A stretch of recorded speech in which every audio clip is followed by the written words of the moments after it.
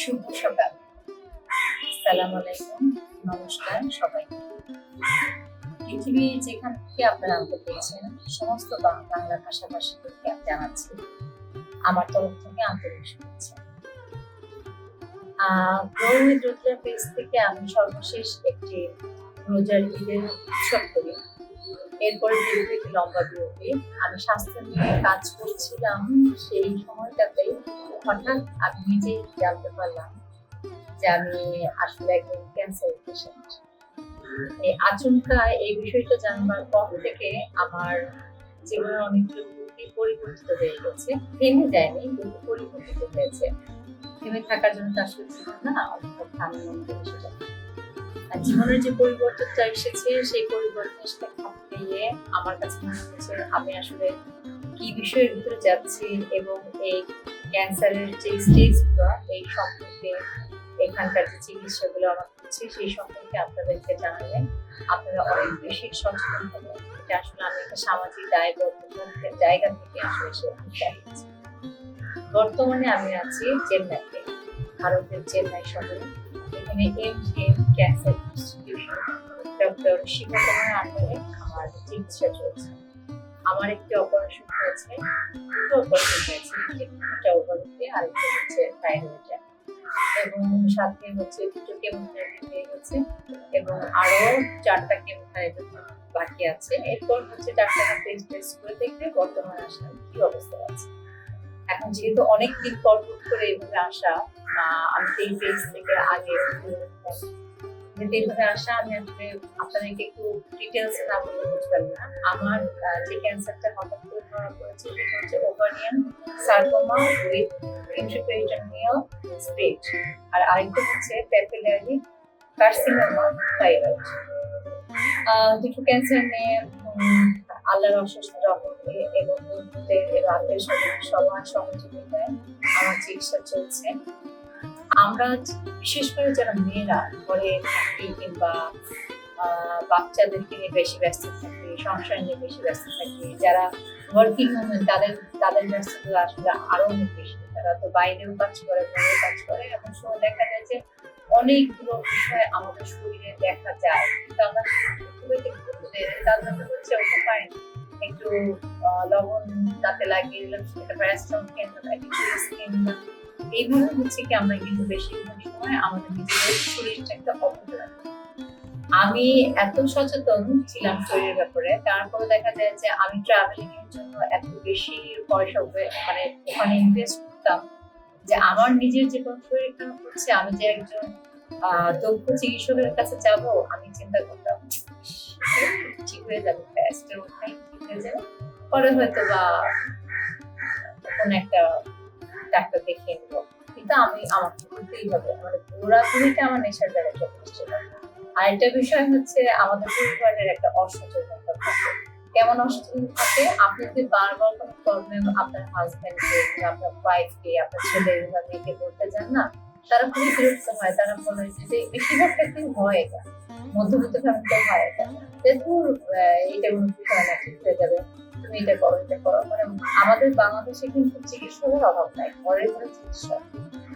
এখন একটু ব্যাকগ্রাউন্ডে আসি করে আমার এত বড় বড় দুটো ক্যান্সার ধরা পড়লো কি করে, সেটা একটু ছোট করে না বললেই হয়। সেটা হচ্ছে 2023 সালে আমার একটা থাইরয়েড অপারেশন হয়, যেটা করেন হচ্ছে প্রফেসর ভারতা খানম, উনি ডিগ্রি একটা ডাক্তার। তো উনি যেই কাজটা করেন, থাইরয়েড আমার ইউটারাসে ছিল, উনি ইউটারাসটাকে বের করে নিয়ে আসেন, কিন্তু উনি কেমন ডাক্তার আমি আমার জন্য আমি জানি না। উনি বায়োপসি টেস্ট আমাকে করেননি।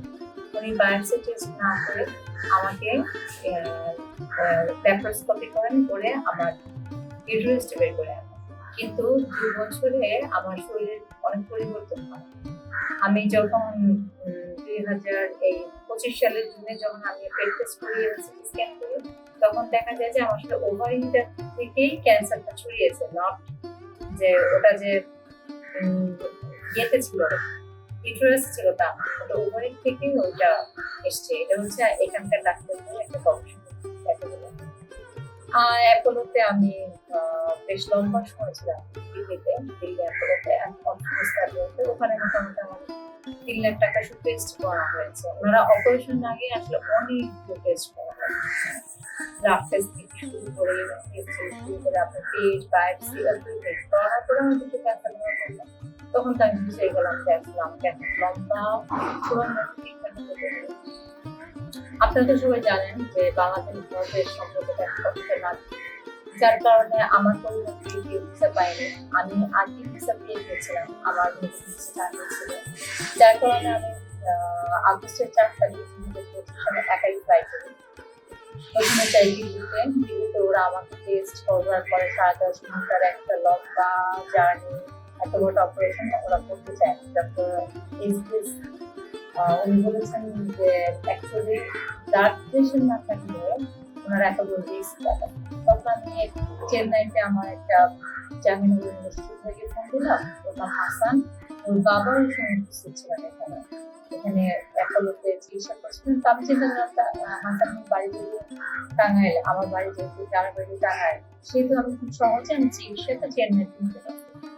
সেইখানে আমি চেন্নাইতে চলে আসি, কিন্তু আমার প্রিফার ফ্লাই সার্টিফিকেট ছিল না।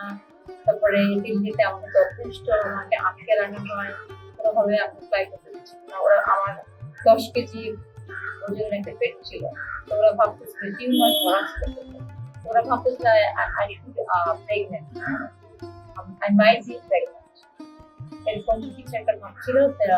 আমি তখন বললাম যে না, এরকম কিছু না, ওকে আমার দেখতে অনেক কিছু আর কি করে বুঝিয়ে তারপরে হচ্ছে আমাকে চেন্নাইতে আসতে হয়েছে। এখন আমি একটা বিষয়ে আমি মানে তীক্ষ্ণ ভাবে আমি বলি, আসলে পৃথিবীতে প্রত্যেক মানুষই কিন্তু একা। আপনি পৃথিবীতে এসেছেন একা, আপনি যাবেন একা, ঠিক আছে? আমার এই লম্বা জার্নিটা অনেক জুন জুলাই আগস্ট সেপ্টেম্বর 5 মাসের জার্নি, সামনে আরো 6 মাসের জার্নি আছে, এবং ইন দ্য ফিউচার 2 বছর একটা লম্বা ট্রিটমেন্ট আছে। এই যে আমার যে একাকিত্ব, একটা ভিন্ন দেশে, তামিল ভাষা, তামিল খাবার, তারপর হচ্ছে এখানে যারা ইংরেজি বলে ওদের উচ্চারণের সাথে আমাদের যে ট্রান্সলেশন ডিফারেন্সটা, সেটা একটা বিরাট একটা বেরিয়া একটা মানুষের জন্য। কিন্তু এই যে আমি একা একটা মানুষ, এইভাবে যে সম্পূর্ণ বিষয়গুলো থেকে একা ক্যান্সারকে নিয়েই আমি যে চলছি, মানে ক্যান্সারের সাথে যে আমি নিত্য বসবাস করছি, ক্যান্সারকে জয় করার যে আমার প্রচেষ্টা, এই জার্নিটা কিন্তু আমার সম্পূর্ণ একা। এই জন্য আমি বারবারই একটা কথা বলি, শরীরটা আমার, শিক্ষাটা। আপনারা যে যেখান থেকে আমাকে আমার কথাগুলো শুনছেন, হয়তো এটা রিলেট করতে পারবেন যে পৃথিবীর কেউ আপনার সাথে কবরে যাবে না, পৃথিবীর কেউ আপনার সাথে চিতায় উঠবে না। আপনাকে একাই কবরে যেতে হবে, চিতায় উঠতে হবে আপনাকে একাই। অর্থাৎ আপনি যদি আপনার খেয়ালটা নিজে না রাখেন, আরেকজন আপনাকে রাখছে না, এটা আসলে কোনোভাবে দেখার বিষয় না। আমরা কোনো অবস্থাতে নিজের শরীরটাকে অন্যের হাতে দিয়ে দিই।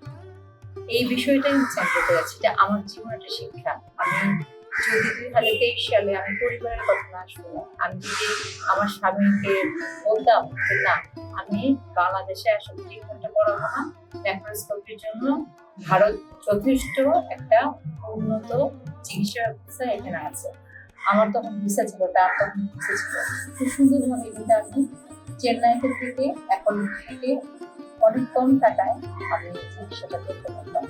যেহেতু আমি আমার স্বাস্থ্যের অধিকারটা আরেকজনকে দিয়ে দিয়েছি, এখানেই হয়েছে আমার সবচেয়ে, এবং সেই ভুলের মধ্যে আমি আজ দিয়ে দেবো। আমি আপনাদের সবাই মনে হচ্ছে আমার মতো ভুল কখনো করবেন না। স্বাস্থ্যটা আপনি নিজেই আপনি নিজেই। আজকে এই পর্যন্তই। আমি পরবর্তী পর্বে কিভাবে আমার ট্রিটমেন্ট চলছে, কখন চলছে, এবং সে সংক্রান্ত কিছু কথা আমি আপনাদের সে পর্যন্ত অবশ্যই আপনারা আমাদের আমার আরো 4টি কেন্দ্র। সবাইকে আবারও ধন্যবাদ। আল্লাহ।